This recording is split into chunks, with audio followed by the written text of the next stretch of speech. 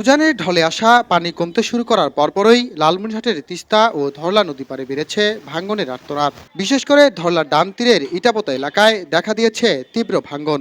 মুহূর্তেই পানিতে বিলীন হয়ে যাচ্ছে বাঁধের জিও ব্যাগ। দীর্ঘদিন সংস্কার না করায় ঐতিহ্যবাহী এই বাঁধটি এখন চরম ঝুঁকিতে। ইটাপোতা ছাড়াও ধরলার বুমকা, বনগ্রাম, শিবেরকুটি ও বুদারু সহ বেশ কিছু পয়েন্টে ভাঙন শুরু হয়েছে। ধরলার ডান তীরের বাঁধটি পুরোপুরি ভেঙে গেলে লালমনিরহাট সদর উপজেলার বিভিন্ন সড়ক ও কালভার্ট সহ নদীতে বিলীন হবে কোটি কোটি টাকার সম্পদ। ফলে দ্রুত স্থায়ী সমাধানের দাবি স্থানীয়দের। বাদ না দেওয়া যায় তাহলে এই পাশে পাশে ছড়া এবং সাথে ৩-৪টি ব্রিজ একবারে ধূলিসাৎ হয়ে যাবে। মানুষের ভেসে যাবে, ঘর বাড়ি কিছু থাকবে না। এই এলাকা আরো অতিরিক্ত গরিব হয়ে যাবে।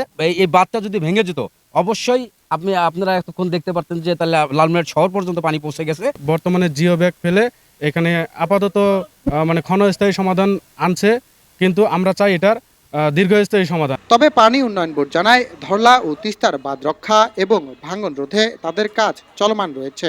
জিও ব্যাগ বালি ভর্তি করে ভাঙন প্রশমন করার চেষ্টা করে যাচ্ছি। এখন পর্যন্ত আমাদের ঝুঁকিপূর্ণ একেবারে যে 100% শেষ হয়েছে তা না, যেহেতু পানি একটু কমে যাচ্ছে তা আমরা আশাবাদী, আশা করি আমরা খুব দ্রুতই এটা ক্লোজ করে দিতে পারবো।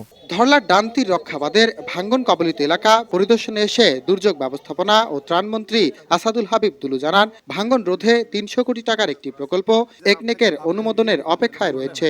ডান তীর রক্ষার একটি বড় প্রকল্প জমা হয়েছে প্ল্যানিং কমিশনে।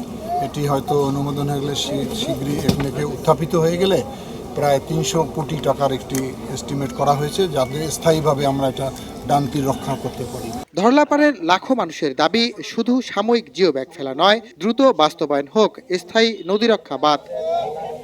জামাল বাদশা, দেশ টিভি, লালমনিরহাট।